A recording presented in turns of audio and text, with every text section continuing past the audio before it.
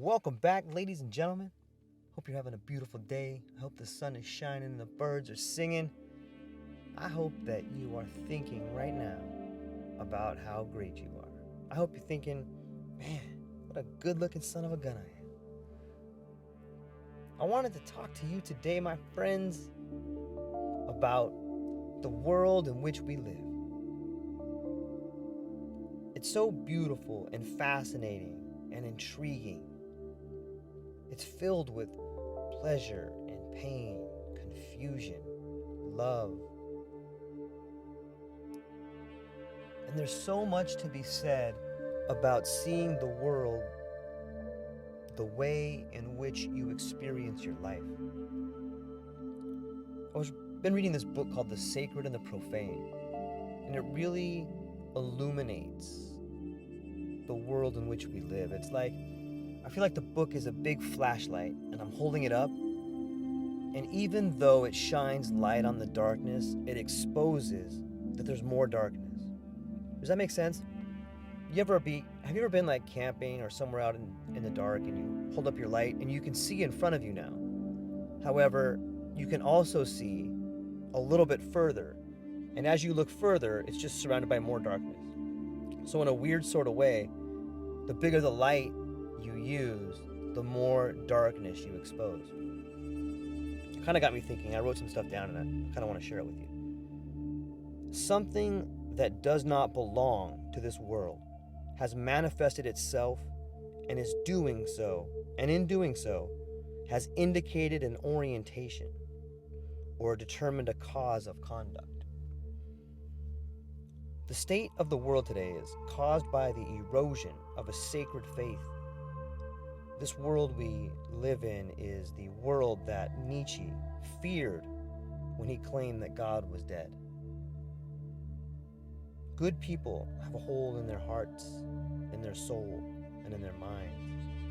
The sacred connection to the earth, to the other, and to themselves has been severed. The sacred has been replaced by the profane. Salvation awaits all of us at the end of a needle. Pfizer, Moderna, they're like a new form of opium for the masses. Like the heroin addict uses to escape his daily reality, be it pain or guilt or sadness. The drug provides the addict with a fleeting feeling of safety from a world that is too painful to face, from a world that no longer cares. Denial that there is a bigger problem, failure to look within and see that a lifetime of poor choices are the reason for his woes. Blaming the other is much easier than blaming yourself. One question to always ask is, whose fault is it? You look in the mirror, you see yourself. Look in the mirror, you, me, all of us are guilty. In a world that is sick, those who are most adjusted, those who are quick to blame, are the sickest among us. COVID is but a symptom of the sickness that plagues us. We face a true pandemic, one that cannot be cured by a vaccine, one that has no prosthetic. Greed and selfishness have permeated our being, and they are attempting to amputate our soul. How much is enough? Look at the oligarch class throughout the world. Bezos, Gates, Zuckerberg, Musk. When will their greed finally be satiated? How many more of our kids should we sacrifice? How many more people do we need to lose to drug overdose, to violence, to poverty? How many times must we recreate the atrocities of the past in the name of building a new future?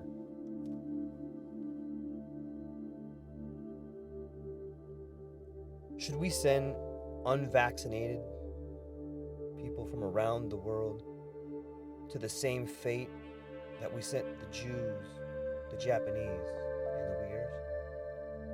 Should we teach our children the divisive qualities of identity politics? What might be the true nature of this pandemic?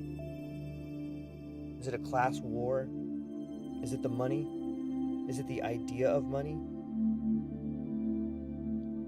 Does the idea of money enslave us?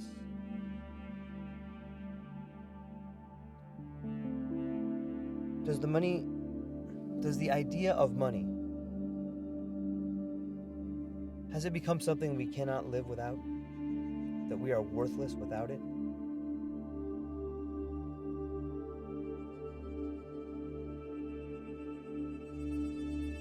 Is it our economic structure combined with money that is the real pandemic, whose symptoms manifest as fear, greed, ego, and righteousness? Hear this, my friends.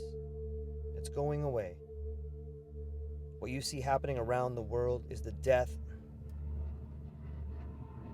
of finance as we know it.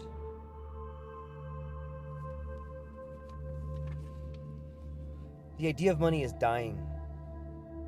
And just like a junkie who goes through the purification process known as withdrawals, so will we as an individual, as a nation, and as a world organism.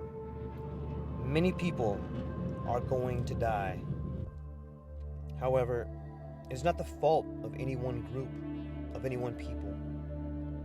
We are all guilty. Everyone will get what they deserve. Everyone will suffer accordingly. Know this, today we stand at a threshold, the boundary, the frontier that distinguishes and opposes two worlds, the old and the new. A bow, a prostration, a pious touch of the hand, a nod to the human soul. Recognition of oneself in the other is a much more effective antidote than any man-made inoculation. On the topic of vaccines, there is good news and bad news. The good news is there is enough vaccines for everyone. The bad news is the vaccines don't work. I want you to notice the way in which people are turning to the pharmaceutical industry and have been for quite some time. The pharmaceutical industry, Pfizer, Moderna, AstraZeneca, these have become the new sacred rituals. Much like those in the Christian faith would take the Eucharist, those in the pharmaceutical faith will take the injection. It's this belief, this desire to believe in something sacred, to believe in a Savior, to believe in the needle the way that people believed in God. There's a difference. The human soul is thirsting. The human soul is starving for something, for a connection to the sacred, and we seek to find it in things that are profane. To seek righteousness, to seek the sacred at the end of a needle, is to defile all that is human. Executives, CEOs, these people don't give one fuck about you or your health. The best remedy for any disease is to take care of your body. The best remedy for any disease is to watch what you eat, to live your life in a way that is meaningful. Look, if you're in an accident or if you have something happen to you, you need to get surgery. Western medicine is amazing. But this idea of being able to cure what ails you with a magic serum that no one talks about, and the inability for the companies to take responsibility for their product if there is in fact some side effects, or not even side effects, just effects.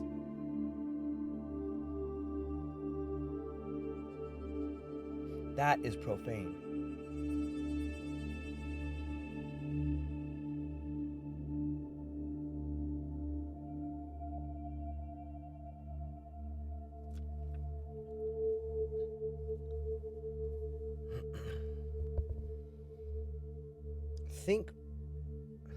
Think if you can for a minute about, regardless of what your opinions on God is, regardless of what your opinions or your faith or your religion is, it seems to me that in the West, the majority, a large portion, a significant number of people have turned away from any type of sacred belief.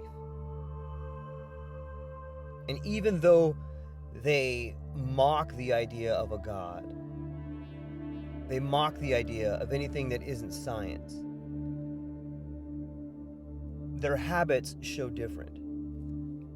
Think for a minute how similar it is for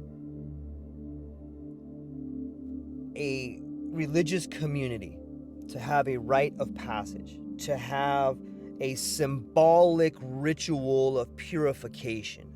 Think for a minute when you walk into a church, all the symbols that adorn the walls and the stained glass windows and the ceremonial dress in which perhaps the priest is administering his lecture.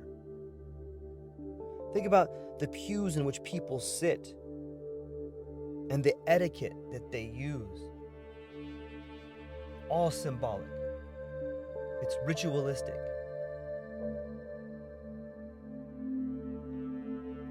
Now, think about people lining up at a hospital, the new church, where the doctors are the new priests, and they have this injection of life to give you. You see, we as a species, especially in the West, have decided that we no longer want to have something sacred in our lives. But we can't get away from it. You may think you don't believe in something sacred, but those who tend to be atheists are the first ones lining up to get their shot. Those who believe in nothing bigger than themselves are the first people that are calling out the unvaccinated. You see, it's so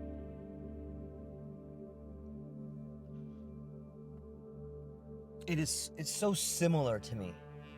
You know, it's religious. It's like Dr. Fauci and all of these people who are just rolling up their sleeves to get anointed with the Pfizer serum of life.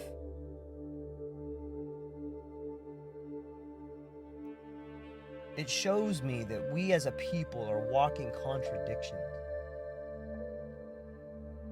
It shows me that unless we can agree on the sacred, then we will be forced to live a life that is profane.